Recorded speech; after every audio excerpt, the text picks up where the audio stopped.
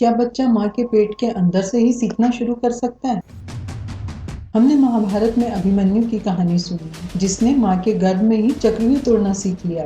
आजकल मार्केट में गर्भ संस्कार के नाम पर ऐप्स, वर्कशॉप और महंगी क्लासेस की बाढ़ आई हुई है। कोई दावा करता है कि उनका म्यूजिक सुनने से बच्चा आइंस्टीन जैसा जीनियस बनेगा, तो कोई कहता है बच्चे की पूरी पर्सनैलिटी को पेट में ही बदला जा सकता है। लेकिन इसके पीछे का सच क्या है? क्या यह हजारों साल पुराना साइंस है या करोड़ों रुपयों का सिर्फ एक मार्केटिंग खेल? आइए इन्वेस्टिगेट करते हैं आज के इस वीडियो में।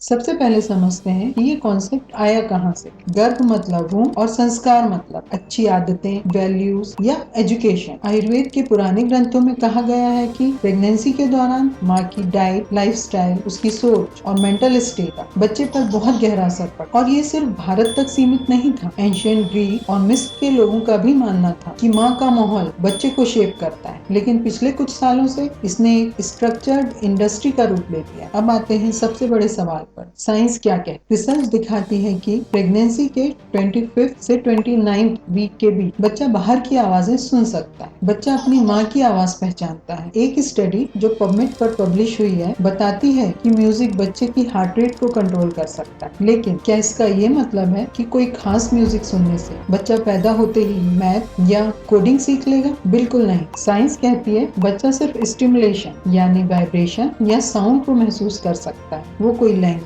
या चैप्टर नहीं सीख रहा होता। इसे लर्निंग कहना थोड़ा बढ़ चढ़ा कर पेश करना। यहाँ आता है असली twist. Maternity wear and care का मार्केट 2030 तक 3 बिलियन को छूने वाला है। कारपोरेट कंपनियों ने पीछे छूट जाने का डर, फोमो को अपना हथियार बनाया। टारगेट कौन है? शहर के मिडिल क्लास पेरेंट्स जो अपने बच्चों को इस कॉम्पिटिटिव दुनिया में दूसरों से आगे देखना चाहते हैं। गर्भ संस्कार के स्पेशल म्यूजिक किट्स और मोबाइल एप्स की कीमत 5,000 से 50,000 तक जाती है। तो लॉजिकल कंक्लूजन क्या? गर्भ संस्कार का कोर आइडिया है माँ को खुश रहना चाहिए, न्यूट्रिशियस खाना खाना चाहिए और स्ट्रेस नहीं लेना चाहिए। यह 100% साइंटिफिकली प्रूवन है। इसे एपिजेनेटिक्स कहते हैं। एपिजेनेटिक्स मीन्स हमारे जीन्स पहले से ही तय होते हैं, लेकिन उनका ऑन और ऑफ होना माहौल पर निर्भर करता है। अगर माँ तनाव में है तो कार्टिसोल हार्मोन बच्चे तक पहुँचता है। ज्यादा तनाव बच्चे के ब्रेन डेवलपमेंट रुकावट बन सकता है। इसलिए गर्भ संस्कार का वह हिस्सा जो माँ को खुश रखने,